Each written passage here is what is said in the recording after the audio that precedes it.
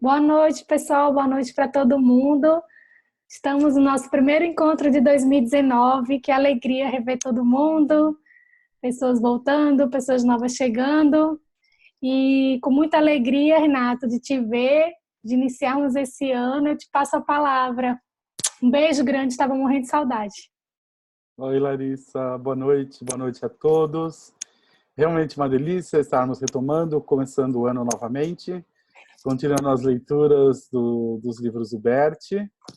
E, bom, paramos, né, na página 145, Engano, do livro As Ordens do Amor, do Bert Hellinger.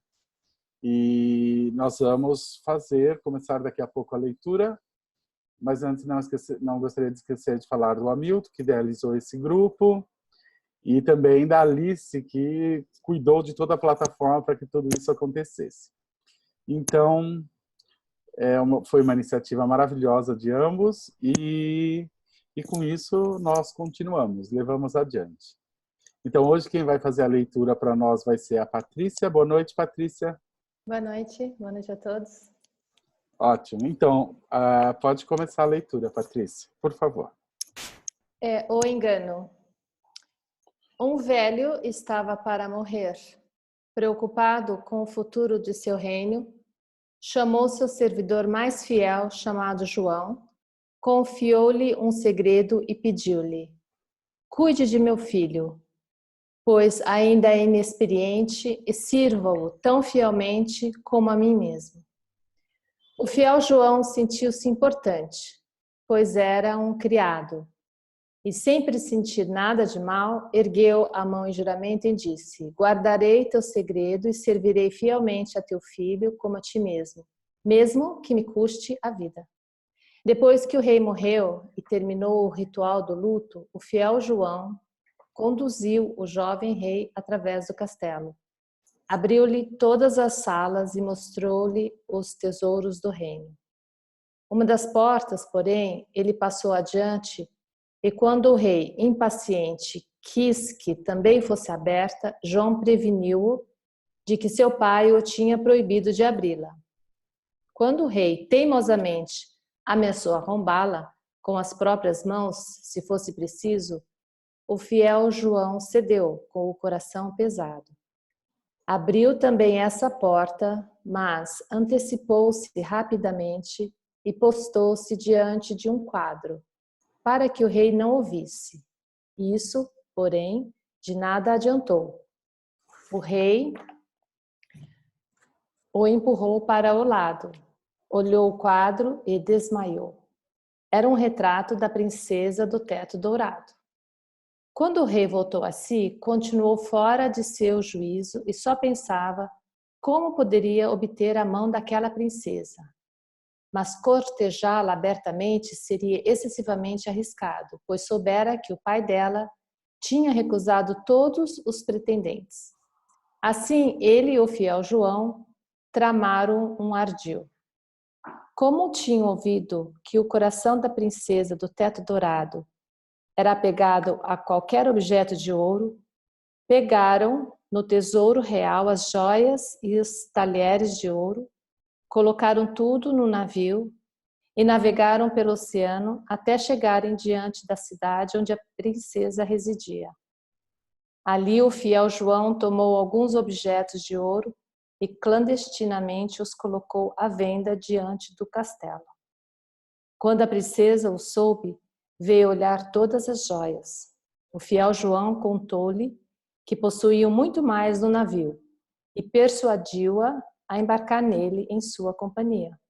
O rei a recebeu, disfarçados em roupas de comerciante, e achou-a ainda muito mais bela em pessoa do que no retrato que vira. Levou-a ao interior do navio e mostrou-lhe os tesouros de ouro. Nesse meio tempo, as âncoras foram levantadas e as velas abertas, e o navio singrou para o mar. A princesa notou isso e ficou perturbada, mas percebeu a trama e, como ela vinha ao encontro de seus desejos secretos, entrou no jogo. Quando já tinha examinado tudo, olhou para fora, viu o navio lá longe do cais e pareceu assustada. Mas o rei tomou-a pela mão e disse: Não tenhas medo. Não sou um comerciante, mas um rei, e amo-te tanto que te peço que sejas minha. Ela o olhou e achou simpático. Pegou o ouro e disse: Está dando uma interferência? Não. Sim, microfone, tá tendo microfone. Obrigada. Será que tem algum microfone aberto, Larissa? Tinha, a Claudinha conseguiu fechar agora. Então vamos continuar, Patrícia. Um momentinho que eu me perdi aqui. Começa: quando já tinha examinado tudo, olhou para fora. Viu o navio lá longe do cais e pareceu assustada. Mas o rei tomou-a pela mão e disse: Não tenhas medo. Não sou um comerciante, mas um rei, e amo-te tanto que te peço que sejas minha mulher. Ela o olhou e achou simpático. Pegou o ouro e disse sim. Entretanto, o fiel João, sentado ao timão, assobiava uma melodia, muito feliz pelo êxito do seu ardil. Nisto, 3 corvos chegaram voando, pousaram no mastro e começaram a conversar entre si. O primeiro corvo disse: O rei ainda está longe de ter a princesa, pois logo que desembarcarem, galopará ao seu encontro um cavalo cor de fogo, e ele o montará para cavalgar até o castelo. Porém, o cavalo sumirá com ele, e o rei jamais será visto de novo. O segundo corvo disse: A não ser que alguém se antecipe, pegue a arma que está em seu coldre e mate o cavalo. E o terceiro corvo disse: Mas se alguém souber e revelar, será transformado em pedra, do dedo do pé até o joelho. O segundo corvo disse: Mesmo que o primeiro caso acabe bem, o rei ainda não terá a princesa, porque quando ele chegar a seu castelo, um traje de festa estará preparado e o rei irá até lá para vesti-lo. Mas o traje o queimará até os ossos como piche e enxofre. O terceiro corvo disse: A não ser que alguém chegue antes dele, pegue o traje com luvas e o lance ao fogo. E o primeiro corvo disse: Mas se alguém souber revelar, será transformado em pedra, do joelho até o coração. O terceiro corvo disse: E mesmo que o segundo caso acabe bem, o rei ainda não terá a princesa, porque quando a dança nupcial começar, a rainha ficará pálida e desabará no chão como morta. E se alguém não acudir imediatamente, abrir seu corpete, tirar para fora seu seio direito e sugar dele 3 gotas de sangue e tornar a cuspi-lo, ela morrerá. E o segundo corvo disse: Mas se alguém souber revelar, será transformado em pedra do coração até o topo da cabeça. Então o fiel João percebeu que o assunto era grave. Fiel ao seu juramento, propôs-se a fazer tudo o que pudesse para salvar o rei e a rainha, mesmo que lhe custasse a vida. Quando desembarcaram em terra, aconteceu exatamente como os corvos haviam predito. Um cavalo cor de fogo aproximou-se a galope, antes que o rei pudesse montá-lo, e o fiel João se adiantou, pegou a espingarda e matou o cavalo. E os outros criados disseram: Como ele se atreve? O rei queria cavalgar o belo cavalo até o castelo, mas ele o matou. Não se pode tolerar isso. Mas o rei disse: Ele é meu fiel João. Quem sabe qual foi o proveito disso? Quando chegaram ao castelo, lá estava o traje festivo, e antes que o rei pudesse aproximar e vesti-lo, o fiel João o pegou com luvas e atirou ao fogo. Então os outros criados disseram: Como se atreve ele? Agora o rei queria vestir o belo traje para as núpcias, mas ele o atirou ao fogo diante de seus olhos. Isso não se pode tolerar. Mas o rei disse: Ele é meu fiel João, quem sabe qual foi o proveito disso? Então foi celebrado o casamento. Quando começou a dança das núpcias, a rainha ficou pálida e desabou no chão como morta. Mas o fiel a João apareceu imediatamente ao seu lado e antes que o rei ousasse fazer qualquer coisa, abriu o corpete da rainha, tirou para fora seu seio direito, sugou dele 3 gotas de sangue e o cuspiu. Então abriram-se os olhos da princesa e ela ficou curada. O rei, porém, ficou envergonhado. Ao ouvir os criados censurarem que desta vez era realmente demais e se o rei deixasse passar mais coisa, perderia sua reputação, convocou o tribunal e condenou seu criado à morte. O fiel João, porém, quando era conduzido ao cadafalso, ponderou consigo mesmo se ele deveria revelar o que os corvos tinham contado, pois de qualquer maneira iria morrer. Se não o revelasse, morreria na forca, e se revelasse, se converteria em pedra. Mas ele então resolveu revelar, pois disse a si mesmo: talvez a verdade os liberte. Quando foi colocado diante de seu carrasco, e, como é de praxe, ou deixado dizer algumas palavras, ele contou, diante de todo o povo, porque tinha feito o que parecia tão mal. Logo que terminou, caiu e foi transformado numa pedra. Assim morreu. Todo o povo gritou de dor e o rei e a rainha voltaram para o castelo e se retiraram para os seus aposentos. Lá, a rainha olhou para o rei e disse: também ouvi os corvos, mas nada disse, por medo de me transformar em pedra. O rei, porém, colocou-lhe um dedo diante da boca e lhe sussurrou: eu também os ouvi. Este ainda não é o fim da história. O rei não ousou enterrar o fiel João transformado em pedra e assim o colocou como um monumento diante de seu castelo. Quando passava diante dele, suspirava e dizia: ah, meu fiel João. Mas logo se ocupou com outros pensamentos, pois a rainha engravidou e no ano seguinte deu à luz gêmeos, 2 lindos meninos.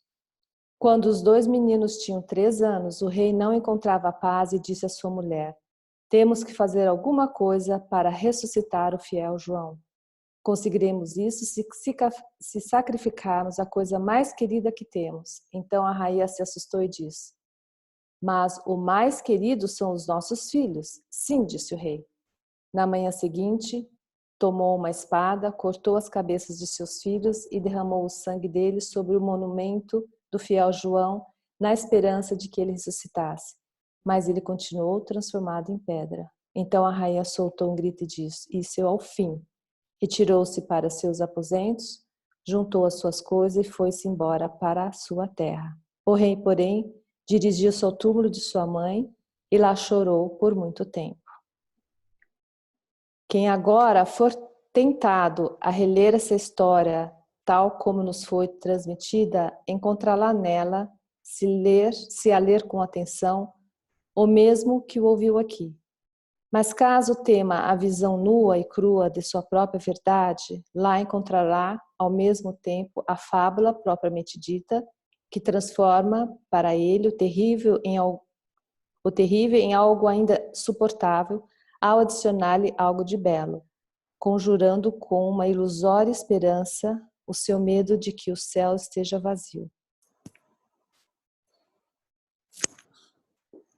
Pai e filho. Wolfgang. Aproveitando logo o estímulo que recebi de você, conversei com meu filho ontem à noite. Não foi difícil em absoluto. Ele disse apenas: como psicólogo, você mesmo deveria saber isso. Eu respondi: às vezes também preciso de um pequeno empurrão. À noite conversamos mais um pouco e ele então ponderou: talvez eu ainda vá estudar psicologia. Minha mulher comentou: então você precisa tirar boas notas. E eu disse: se ele estiver interessado, também vai tirar boas notas. Hellinger: foi bom em termos psicológicos. Quero contar-lhe ainda um exemplo a respeito. Durante um seminário, um participante de um grupo contou: meu filho não me respeita. E eu lhe disse: isso você pode resolver com muita facilidade. Quando ele se comportar assim de novo, dê um murro na mesa e diga: ouça, meu filho, eu sou seu pai e você é meu filho. Naquela tarde, ele voltou para casa, pois morava perto dali. No dia seguinte, voltou ao grupo e disse: tive com meu filho uma conversa como nunca tive antes. Não precisei bater na mesa, mas ele tinha mudado interiormente, e isso fez com que algo fluísse entre eles. Ok, Patrícia, vamos dar uma parada? Vamos ver se tem alguém tem alguma pergunta ou se tem algum comentário.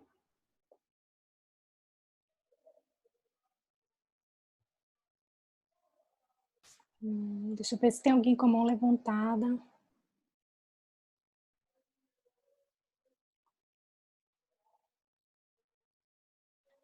Renato, não tô vendo ninguém com a mão levantada. Eu também não. Nem no chat. Vamos continuar, então, Patrícia. Avô desconhecido. Wolfgang. Estou às voltas com outra coisa que não consigo compreender. Minha mãe é filha extraconjugal e uma vez lhe perguntei o que aconteceu com seu pai. Ela não queria contar nada a respeito, mas depois me disse, a muito custo, ele morreu cedo. Quando pensei nisso, ocorreu-me que ela disse que seu pai se casou depois e que o filho mais novo desse casamento morreu na guerra com 18 anos. Hellinger, importante para você é o avô. Você deve dar-lhe o espaço em seu coração. Wolfgang, não tenho acesso a ele. Hellinger, isso você tem. Já ouviu falar de um certo Konrad Lorenz, o terapeuta comportamental? Ele tinha um cão chamado Stasi e ficou muito sentido quando o cão morreu sem deixar prole.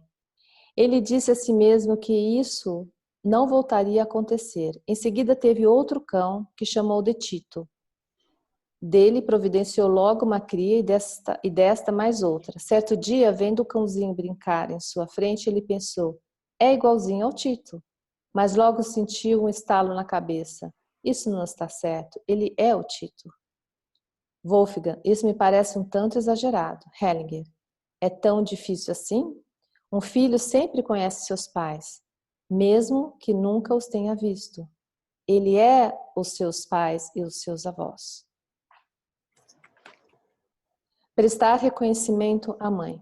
Wolfgang, creio que já estou percebendo a importância que tem para mim prestar reconhecimento. Com respeito a meu pai, consigo isso relativamente bem. Começo a conseguir, mas noto que o mesmo não acontece em relação à minha mãe e que procedo indignadamente para com ela. Hellinger para o grupo. Descrevendo a coisa, ele a tornou difícil para si mesmo. Poderia ter começado imediatamente a fazê-lo, em vez de falar de sua dificuldade. Para Wolfgang, já repeti algumas vezes a frase mágica que preciso dizer e que ajuda nesse caso. Você se lembra dela? Wolf sacode a cabeça. Hellinger, para você, eu vou repeti-la mais uma vez. É assim. Eu lhe presto homenagem. Nada o impede de entrar na vibração dessa frase até que ela faça efeito. Ciúme transferido. Dagmar. Chamo-me Dagmar, sou psicoterapeuta e tenho uma clínica particular. Há 10 anos vivo com Frank. O que busco aqui para mim é algo profissional e pessoal. Em termos profissionais, tenho trabalhado com entusiasmo em reconstruções familiares. Mas esse método é muito exaustivo e dura muitas horas. Acho que seria bom aprender um método que permita limitar-se e agir de modo rápido e conciso. Nesse assunto, espero lucrar com você. Em termos pessoais, não consigo suportar quando alguém me ignora. Hellinger. Isto é um sentimento que você adotou de outra pessoa. A pergunta é a seguinte: esse sentimento foi adotado de quem e se refere a quem? Dagmar. Ainda ontem, eu me ajoelhei diante de minha árvore genealógica de 5 gerações, que pintei com muito amor para minha formação em terapia familiar. E nela fiquei totalmente aprisionada. Marquei alguns lugares, mas a cada vez voltava a ouvir você dizendo, não é isso. O que naquele momento parecia vir acompanhado de uma incrível severidade e desdém. Sou muito afeiçoada à minha avó materna. Ela demorou 15 anos para se resolver a casar, deixando uma vida confortável e segura para fazer companhia ao marido numa granja extremamente pobre. Seu marido faleceu logo e ela ficou administrando sozinha a granja. Hellinger: sua avó tinha sido casada antes? Dagmar: não. Aos 15 anos, ela se empregou numa casa de família onde o futuro marido já trabalhava como cocheiro. Eles namoraram 15 anos antes de casar. Hellinger: quem impediu o casamento? Não sei. Que imagem lhe vem? Dagmar: a primeira imagem que veio foi que algo não estava em ordem com meu futuro avô e que ele ainda estava procurando outra coisa. Hellinger: a minha imagem é diferente, estou olhando para os patrões. Dagmar: realmente sei que não queriam deixar minha avó ir embora. Hellinger: exatamente.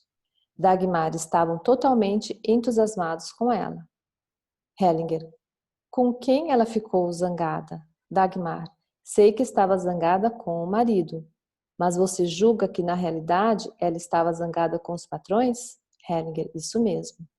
Dagmar: ela sempre falou deles com muito entusiasmo. Sentia-se muito reconhecida e estimada por eles. Hellinger: talvez ela não quisesse absolutamente casar-se com o homem, então o enganou. Constelação de Dagmar. Filha está identificada com a ex-noiva do pai e assumiu os sentimentos dela. Dagmar: gostaria de colocar minha família para ver se nela assumi algum papel por presunção. Quero livrar-me disso. Hellinger: então coloque-a. Dagmar: pai, mãe e avós? Hellinger: não. Pai, mãe, filhos, isto basta. Ou algum dos pais foi antes do casamento ou noivo? Foi antes casado ou noivo? Dagmar: meu pai foi noivo e teve em seguida um relacionamento com uma outra mulher. Hellinger: houve filhos nesse relacionamento? Dagmar: não. Hellinger: por que o noivado foi desfeito? Dagmar: meu pai deixou de gostar da mulher com quem ficara noivo. Hellinger: naturalmente você está identificada com ela. Podemos esquecer todos os outros. Dagmar: isso me surpreende. Hellinger: vamos colocar também essa noiva. Aqui descreve, não, né? Não, não precisa. Hellinger: como está o pai? Pai: nada bem, como deslocado. Tive a sensação de que Dagmar me virou na direção da minha ex-noiva um pouco mais do que eu desejava. Precisei resistir. Pelo canto dos olhos, vejo indistintamente duas pessoas, à direita e à esquerda, e sinto algo nada amável às minhas costas. Hellinger: como está a mãe? Mãe: não me sinto mal, mas nada tenho em comum com o marido. Vejo apenas meu filho e a filha somente um pouquinho pelo canto do olho, mas estou mais centrada nesse meu filho. Nada sinto às minhas costas. Hellinger: como está o filho? Primeiro filho: estou a pique de fugir. A mãe e o filho riem. Hellinger: para o representante Dagmar, como está a filha? Segunda filha: sinto-me bastante desconectada e algo observada. Hellinger: como está a ex-noiva? Ex-noiva do pai: estou fixada no meu ex-noivo. Hellinger para representante Dagmar: coloque-se à esquerda da ex-noiva. Hellinger para representante de Dagmar: como se sente agora? Segunda filha: tenho mais sensação de pertencimento. Hellinger para Dagmar: isso é a identificação. Agora imagina que sentimentos ela teve pela forma como seu pai se referiu a ela. Esses sentimentos você adotou dela. Dagmar: meu pai falou muito pouco sobre ela. Hellinger: você disse há pouco que ele deixou de gostar dela. Dagmar: ah, sim, é verdade. Hellinger: como ela tinha de sentir-se? Dagmar: estava aborrecida com ele. Hellinger: exatamente. Quando você voltar a ter esses sentimentos por ser desconsiderada, olhe de onde provém. São dela. Por isso, a longa briga com Frank foi totalmente inútil. Ela ri. Atingiu a pessoa errada. Pai: sinto-me atraído por minha noiva. Não é verdade que deixei de gostar dela, ou que não gosto mais. Hellinger para a mãe: Como se sente quando sua filha fica junto da ex-noiva? Melhor ou pior? A mãe, pior. Sinto falta dela. Hellinger, você tem um coração de mãe. Hellinger altera a imagem. Como é isso agora? Mãe, é melhor. Pai, isso me faz bem. Primeiro filho, sinto pena de minha mãe quando ela fica tão só. Hellinger, para a ex-noiva, algo mudou para você nesse intervalo?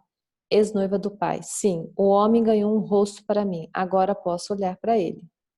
Segunda filha, sinto-me um pouco distante, mas noto que estou muito ligado à noiva ao meu lado. Hellinger configura a imagem da solução. Hellinger para a mãe, como é agora? Mãe, é bom. Pai, como agora a família está unida. Passou logo por minha cabeça, o assunto com a noiva está encerrado. Hellinger, para a representante de Dagmar, como está a filha? Segunda filha, olha para o chão, não me sinto como pertencendo realmente à família. É verdade que agora estou aqui no meio da família, mas me sinto um tanto estranha. Hellinger, como está a ex-noiva? Ex-noiva do pai, sinto-me bem, estou livre. Hellinger, para a representante de Dagmar, agora vou fazer um exercício com você. Não lhe será tão difícil, porque não tem a ver com você, já que está apenas representando a Dagmar. Ajoelhe-se diante da mãe. Incline-se profundamente até o chão e estenda os braços para frente, com as palmas para cima. Ela se inclina diante da mãe.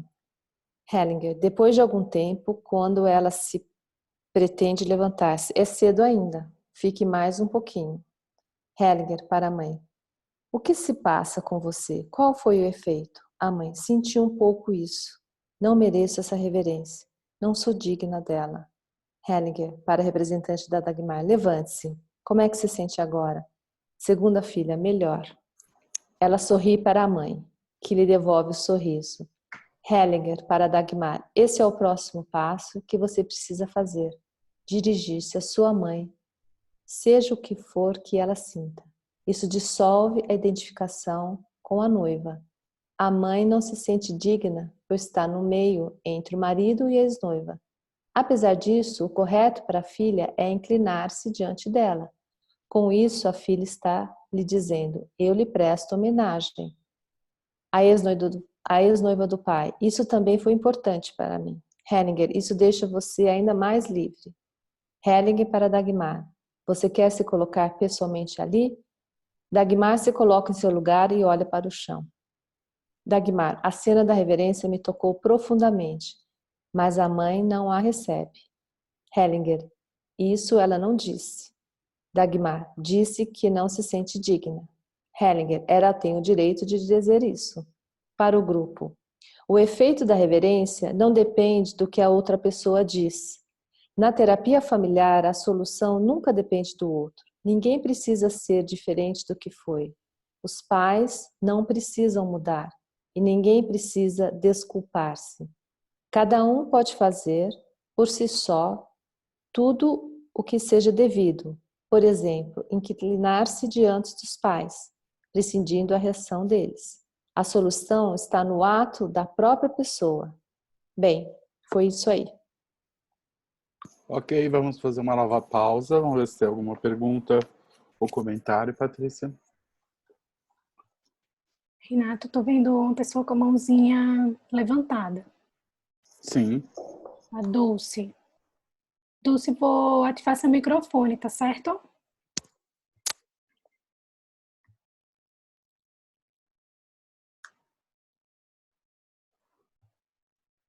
Dulce? Tá. Na verdade, eu estou assistindo aqui junto com a Dulce, porque quando eu estava entrando com a minha sessão de ingresso, eu estava tomando a hospedagem. Pode até ter interferido na gravação, sabe? Depois eu vou ver se eu resgato, se gravou alguma coisa, eu te passo, tá, Larissa? Mas eu tô gravando, fica Já tranquilo. conseguiu gravar tudo, né?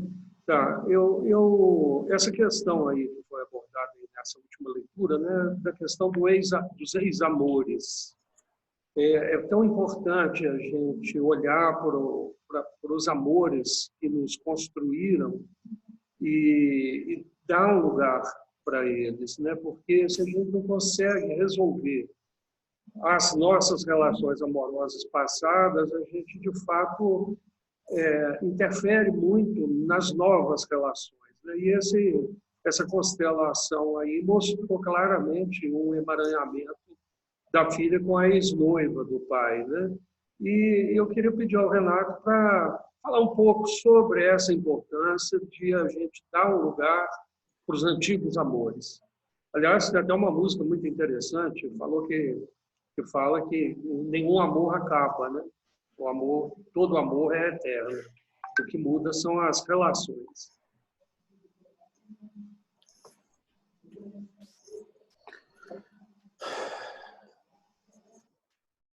Bom, sim, nessa constelação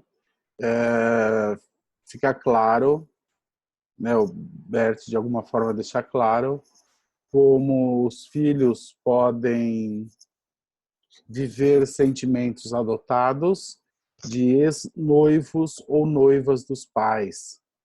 Isso acontece quando a relação, o final do relacionamento, ele não termina de uma forma onde as pessoas podem se despedir de forma digna e respeitosa por tudo aquilo que viveram.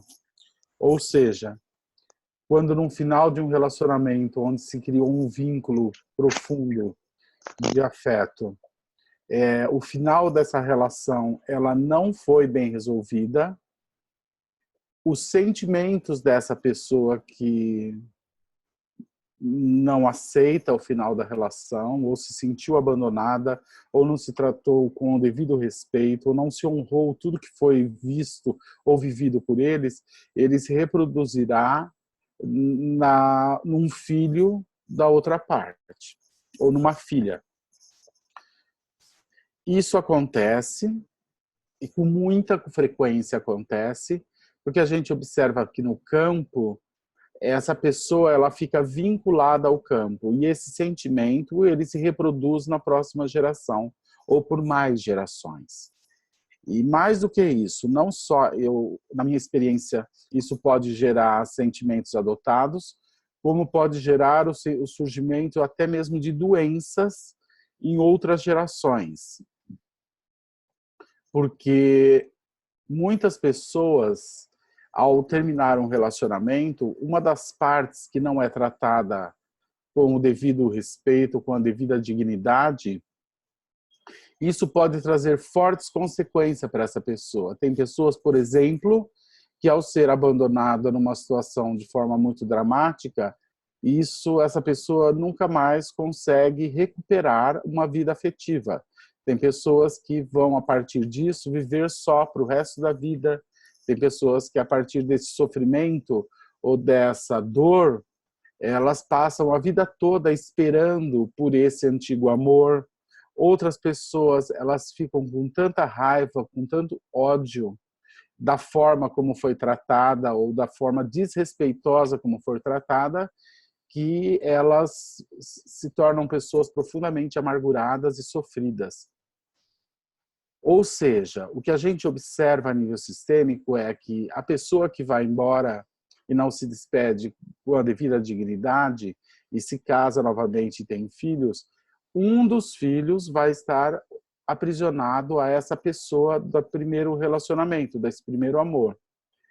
É como se o sistema ele não permite que a pessoa vai ser feliz às custas do sofrimento e do prejuízo que causaram a essa ex-noiva. Ou seja, tudo isso tem a ver com uma dinâmica de equilíbrio de troca. Então, o sistema reproduz os sentimentos dessa ex-noiva ou ex-noivo nos descendentes e, dessa forma, se faz presente através desse sentimento adotado a presença e os sentimentos da ex-noiva ou do ex-noivo. Ou seja, a dinâmica aqui é Ninguém pode ir ser feliz às custas do sofrimento ou até mesmo da desgraça, por assim dizer, de uma pessoa que foi abandonada e que, mesmo não sendo da família, alguém da família causou um profundo prejuízo e sofrimento a essa pessoa. Então, como o Bert diz nas ordens do amor, né? Existe a pertinência, a ordem de chegada e o equilíbrio de troca. Então, ele descreve quem são as pessoas que pertencem ao sistema e, via de regra, são pessoas da família, que estão com relação de consanguinidade, os pais, os filhos, os avós, às vezes os tios, os irmãos dos avós com menos frequência, os bisavós e assim por diante. E, além disso, e é aí onde entra essa questão. Além das pessoas da família, dessa relação de consanguinidade, pessoas de fora da família que, porventura, causaram ou receberam algum prejuízo de alguém da nossa família. Então, é aí que entra essa questão da ex-noiva que foi tratada sem a devida dignidade. Quando alguém recebe esse prejuízo, quando alguém da família prejudica uma pessoa como uma ex-noiva, uma ex-namorada, então essa pessoa ela fica vinculada ao sistema e acaba sendo representada por alguém da próxima geração. Então, nessa situação, o prejuízo aí está ligado à dinâmica de troca. Então, se ele causou um prejuízo à ex-noiva, né, se isso ficou com muito ressentimento, esses sentimentos dela se reproduzem agora em um dos seus filhos, no caso de uma das suas filhas. Então, basicamente, a dinâmica que existe por trás disso tudo está relacionada às ordens do amor, né? E, nesse caso, é uma pessoa de fora da família, mas que por ela receber algo indevido ou viver um prejuízo profundo emocional, isso acaba se refletindo dentro de pessoas da família na outra geração. Então, basicamente, se trata disso. Mais alguma pergunta? Sim, Renato. Aqui no chat, aquela fez a seguinte pergunta. E quando o casal não tiver filhos, não haverá identificação com o ex? Com a relação anterior mal resolvida se fará presente? Como a relação anterior mal resolvida se fará presente? Isso se fará presente de alguma forma no casal. Porque na alma, no campo, esse casal ele não vai conseguir viver em paz, sendo que alguém sofre ou vive sérias consequências às custas da tomada de vantagem dessa pessoa que se casou. Então, o efeito disso não é só nos descendentes, mas também na relação do casal. Tanto é que muitas vezes essa pessoa com quem o homem se casa ou a mulher se casa, em detrimento da outra pessoa que foi abandonada e que sofre com isso, muitas vezes essa pessoa não consegue permanecer no casamento, mesmo ou independente dos filhos. Muitas vezes esse casal vai viver muitos conflitos e, na verdade, eles não conseguem entender por que eles vivem tantos conflitos. Então, o efeito disso não é só nos filhos, tem um efeito no casal. Então, especialmente quando uma mulher toma vantagem. O que é tomar vantagem? Vamos dizer que uma mulher se casa com um homem que tinha uma noiva e que viveu e que sofre por não aceitar o final desse casamento, por esse casamento não ter sido bem terminado. Mesmo que ela não saiba da existência dessa noiva, na alma e na relação isso está presente. Isso significa que isso vai trazer uma profunda perturbação para o casal, mesmo que ela não saiba da existência dessa pessoa. E por que isso vai trazer uma profunda perturbação? Porque mesmo ela não sabendo da existência dessa noiva, ela tomou vantagem. O que significa tomar vantagem? Significa que ela só está com esse homem às custas do sofrimento do final da relação anterior dele. Isso é tomar vantagem. Quando alguém toma vantagem numa situação como essa, estamos atuando, o que atua aí é aquela lei do equilíbrio de troca. Então, alguém que toma vantagem às custas do sofrimento de outra pessoa, em última instância, não vai poder ter paz dentro dessa relação. Mesmo que a pessoa não saiba disso, isso não é algo consciente. Mas esse sofrimento, ele permanece no campo. E, via de regra, se representa num dos filhos, caso esse casal tenha, e mesmo que eles não tenham filhos, isso também perturba a relação do casal. Então, basicamente, essa é a resposta para essa questão. Mais alguma pergunta? Ou algum comentário? Eu estou vendo com a mão levantada aqui, e eu tive a sensação que eu vi a Patrícia levantando a mão também, ou foi impressão minha, Patrícia? Não? Dulce, vou abrir seu microfone. Consegue falar? Bom, novamente o Marco Aurélio, porque o Renato ele apresentou, e ficou muito claro, o diagnóstico.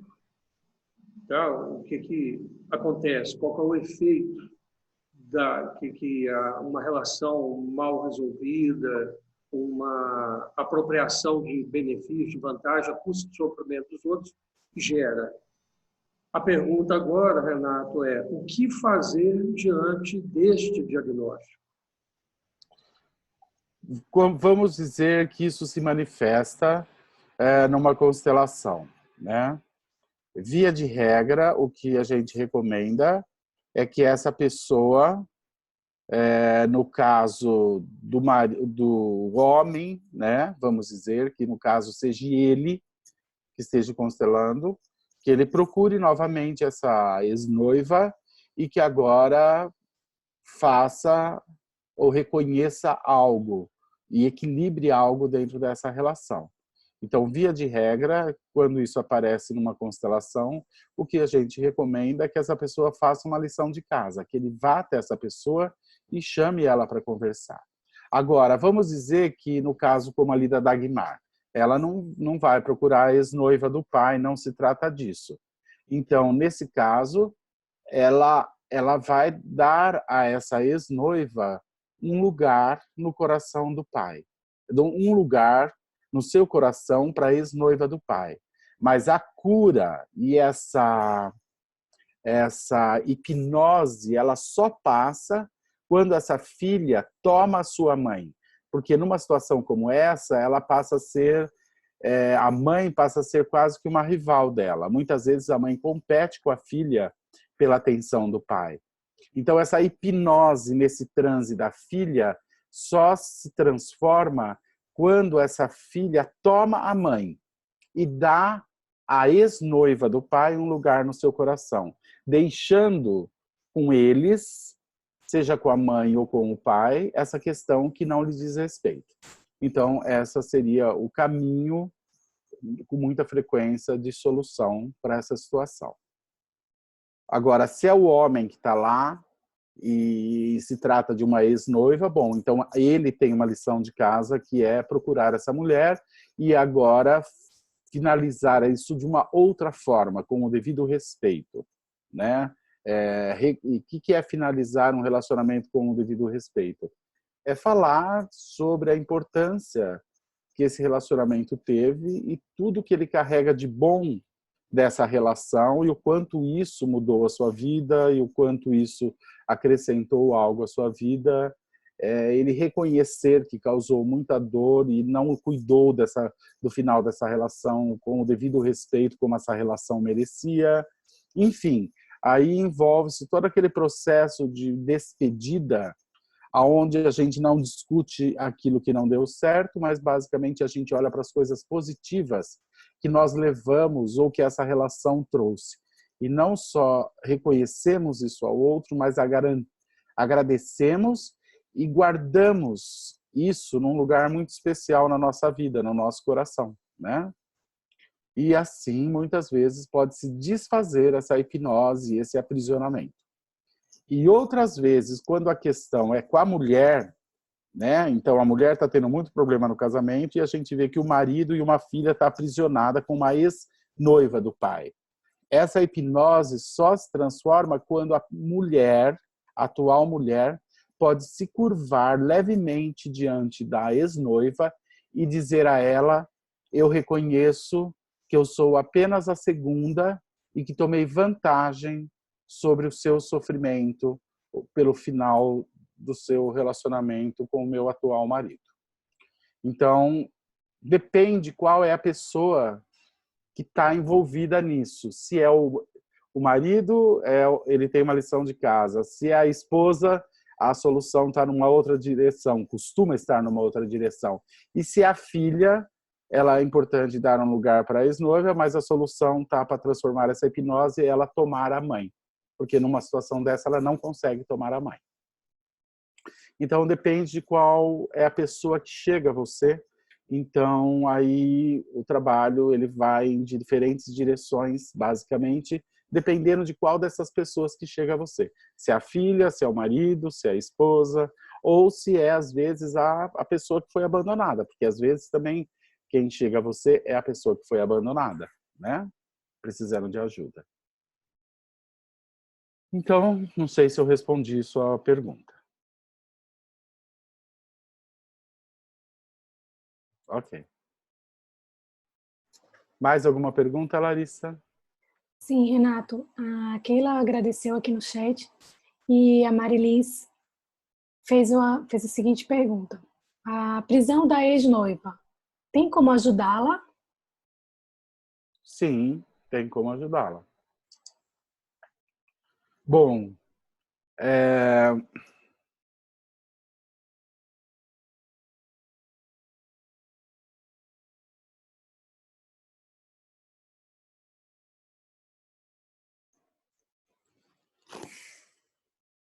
Bom, nessas situações, a gente tem que sentir aonde está a verdadeira questão, né?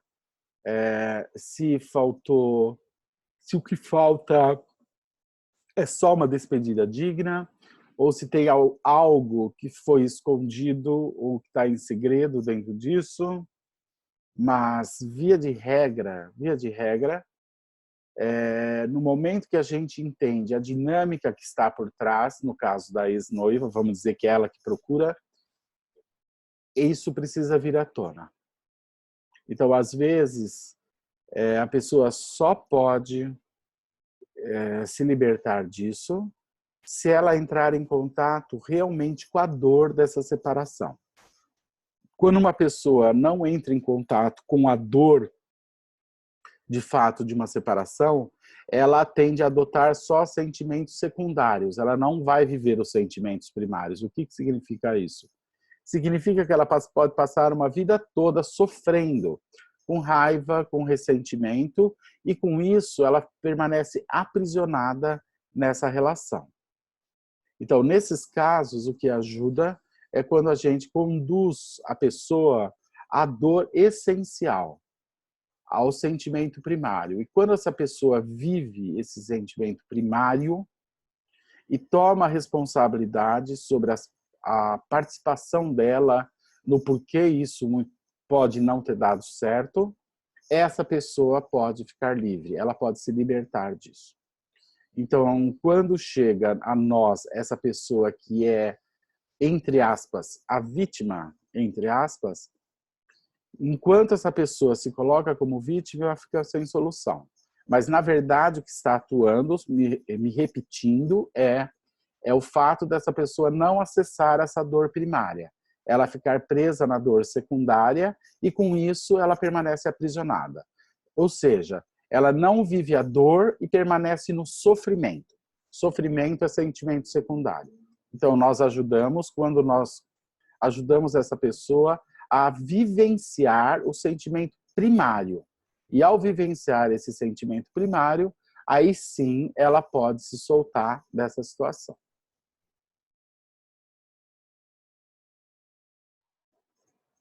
Ok? Mais alguma pergunta ou mais algum comentário?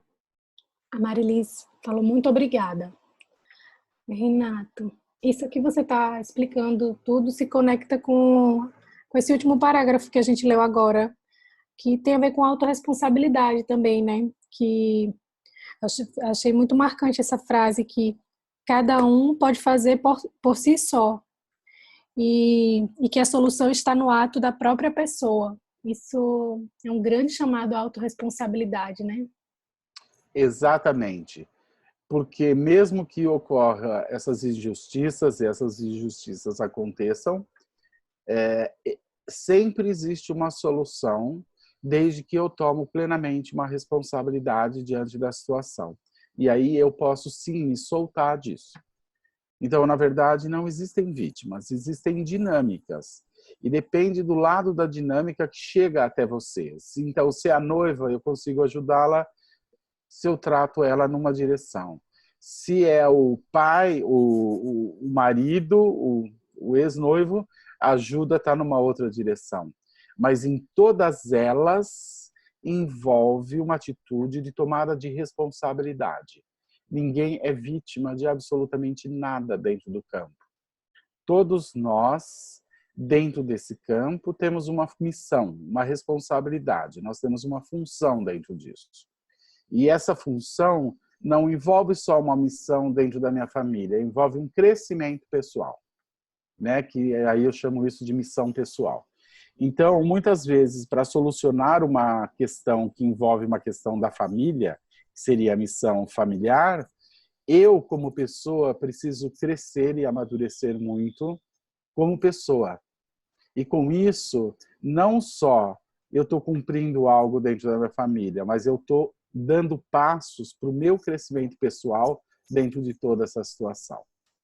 Ou seja, a minha missão pessoal, a minha missão familiar ou a minha missão espiritual não são coisas que andam separadamente.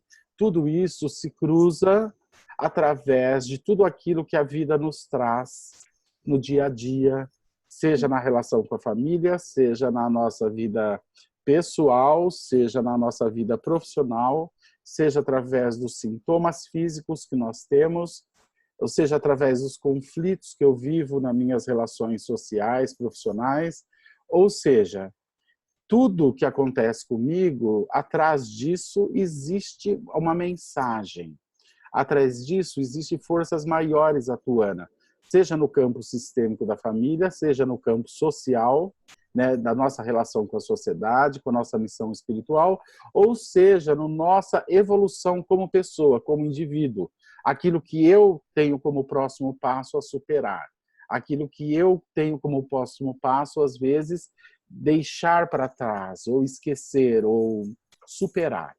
Então, nada do que nós vivemos está dissociado de algo do qual nós não temos condição ou acontece à toa. Tudo está intimamente conectado, uma coisa com a outra. Obrigada, Renato. Imagina. Mais algum comentário? Mais alguma pergunta? Sim. No chat, a Rose fez o seguinte questionamento. O desenvolvimento pessoal de pode representar um novo fluxo de energia dentro do sistema, abrindo novas possibilidades para o futuro? Exatamente, exatamente. O desenvolvimento de uma pessoa, pessoal de uma pessoa, isso invariavelmente tem um efeito em todo o seu sistema, mas não só em seu sistema, em todas as pessoas que têm um convívio próximo dessa pessoa. Ou seja, à medida, parece que tudo isso funciona como uma grande engrenagem, onde tudo se relaciona, onde tudo está conectado. Então, no momento em que uma pessoa muda o seu olhar para uma questão pessoal, e através da mudança do seu olhar para uma questão pessoal, ela muda uma atitude em relação a isso atua dentro dessa engrenagem. E todas as pessoas relacionadas a isso já não podem mais viver do mesmo jeito. Por quê? Porque a mudança nessa atitude tem um efeito em toda a engrenagem. Daí o efeito do trabalho sistêmico. É como o Bert descreve aqui, né? Quando o cara disse a ele, o meu filho não, o Wolfgang diz a ele, meu filho não me respeita. E o Bert disse a ele, mas para isso existe uma solução bem simples. Você chega em casa, dá um murro na mesa e você diz, eu sou o pai e você é o filho. Então, quando ele fez isso, quando ele entendeu isso, qual é o devido lugar dele, imediatamente o filho em casa, ele nem precisou dizer, ele não precisou dar um murro na mesa, porque no momento que ele assume o seu devido lugar, o filho lá imediatamente vivenciou na sua alma algo novo. E ele não precisou dar um murro na mesa para que o filho mudasse a atitude. Então, observem que no momento em que você muda o seu olhar para uma situação, você tem a possibilidade de mudar a sua atitude. No momento que você muda a sua atitude, não tem mais como o outro agir do mesmo jeito. Então, o outro está recebendo algo mesmo sem ele saber, simplesmente porque eu mudei meu olhar e a minha atitude.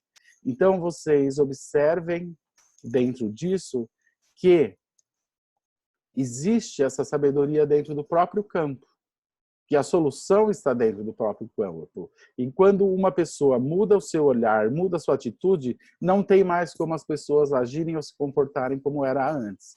Imediatamente isso tem um efeito dentro do campo e a pessoa, mesmo não sabendo daquilo, ela também já começa a vivenciar o impacto disso. Esse é um dos efeitos incríveis que a constelação pode trazer. E assim como pessoas, por exemplo, faz uma constelação e tem a ver com uma pessoa excluída e quando ela chega em casa a pessoa liga, ou no outro dia ela liga. É a pessoa que está sumida há anos, né? Então, como isso acontece? Será que é coincidência? Não, não é coincidência. É porque dentro do campo tudo se relaciona, é uma engrenagem, é uma profunda engrenagem onde cada peça está conectada com a outra.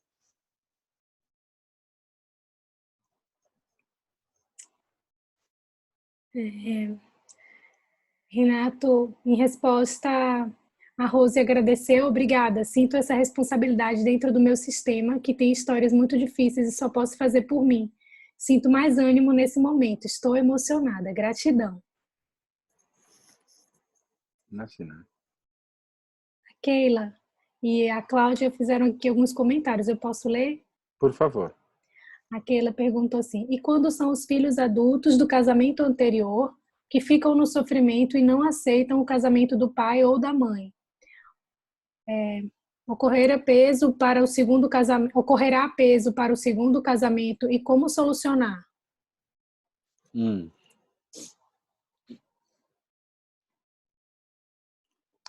Bom, não é tão simples assim que eu possa responder essa questão. Por quê? Porque isso tem que ser visto dentro de um contexto maior. Essa não aceitação desses filhos do segundo casamento, será que é realmente que eles não aceitam o segundo casamento ou essa indignação que eles vivem é de um relacionamento anterior que o pai ou a mãe teve, né? Então, isso é algo que precisa ser visto dentro de um outro contexto. A gente não pode ficar preso só a essa objeção bem superficial, por assim dizer, né? Então, eu não sei se o que esses filhos vivem está relacionado realmente ao segundo casamento ou se o que eles vivem, essa indignação, vem de uma ex-noiva e eles estão vivendo sentimentos adotados do casamento mesmo dos pais ou diante dos casamentos dos pais. Então, é difícil responder essa pergunta. Não tem uma resposta muito clara diante disso. É uma questão bastante complexa.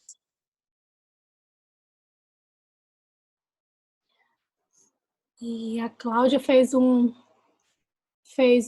comentário aqui. Eu tive uma vivência muito forte com a ayahuasca anos atrás, em que vi essa corrente de cura.